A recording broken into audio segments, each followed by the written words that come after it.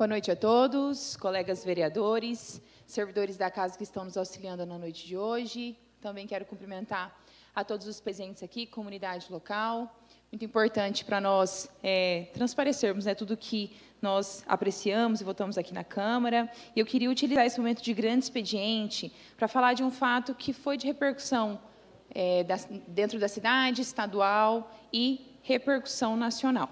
Na semana passada, todos nós acompanhamos o caso do Francisco José, que é um professor aposentado, por meio de uma imagem de câmera de segurança em um domicílio, no módulo 5, na rua Sinop, foi colocado em flagrante, foi percebido, então, pelos policiais o ato infrator, criminoso, então, do servidor, o professor Francisco José, que se encontra encostado pelo INSS, inclusive são relatos dentro do Poder Judiciário.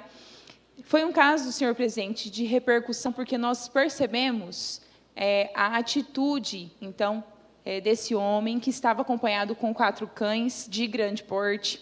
E aí, dentro desse cenário, vem várias questões em pauta.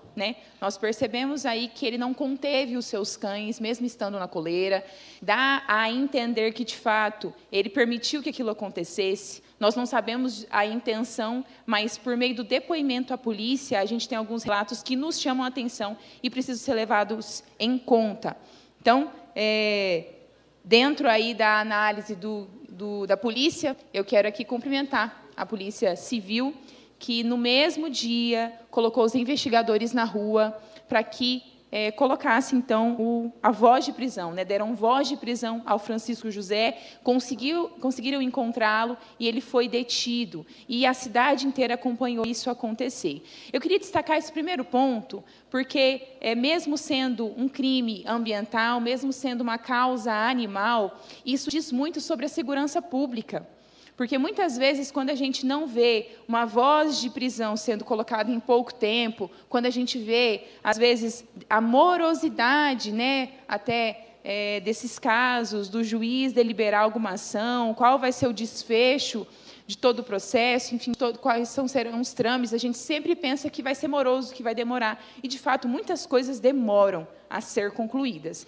Então, esse primeiro ato, por meio do investigador, queria até mencionar aqui, Ronaldo Binotti, que estava de plantão e expediu essa voz de prisão, foi muito importante para nós também sentirmos o poder da polícia de fato ativo. E todos nós aqui admiramos o trabalho que a Polícia Civil, a Polícia Militar, o Corpo de Bombeiros, enfim, todos os envolvidos, os militares da nossa cidade, de fato, nas ruas, trabalhando e com um trabalho relevante. Mas outra repercussão que também aconteceu, senhor presidente, além das imagens que, de fato, chocam, nós, há poucos dias atrás, poucas semanas, Vitor, nós colocamos aqui na Câmara moções de aplausos para a Associação Abrace um Pet, que é uma defensora da causa animal, que, com poucos recursos, eles fazem, de fato, um trabalho incrível. Nós sabemos que nós temos muitos gatos e cães que estão de rua, mas não era esse o caso. O gato, em si, ele tinha um dono. Inclusive, quero colocar aqui algumas informações que o próprio juiz, que expediu, então, no final, toda a conclusão do caso, enviou para nós.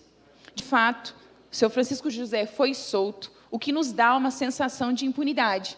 E eu devo concordar com isso, porque, vendo as imagens, vendo tudo acontecendo, eu, de fato, esperava que as penas fossem mais duras. Mas não está na minha mão esse poder de análise. Eu acredito na competência, sim, do Poder Judiciário de avaliar esses casos. E, observando um pouquinho do processo, o Francisco José, ele relata aí o seu caso psiquiátrico, os R$3.000 que ele ganha de INSS, por conta de uma cirurgia que fez na cabeça, que é o que está realmente nos relatos.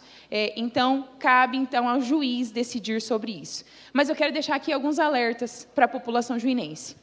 Depois que isso tudo aconteceu, algumas pessoas chegaram a mim dizendo que o mesmo que foi detido e depois solto, mas teve uma pena, ele andava com frequência no bairro Módulo 5, na Lagoa da Garça, e eles já percebiam essas atitudes.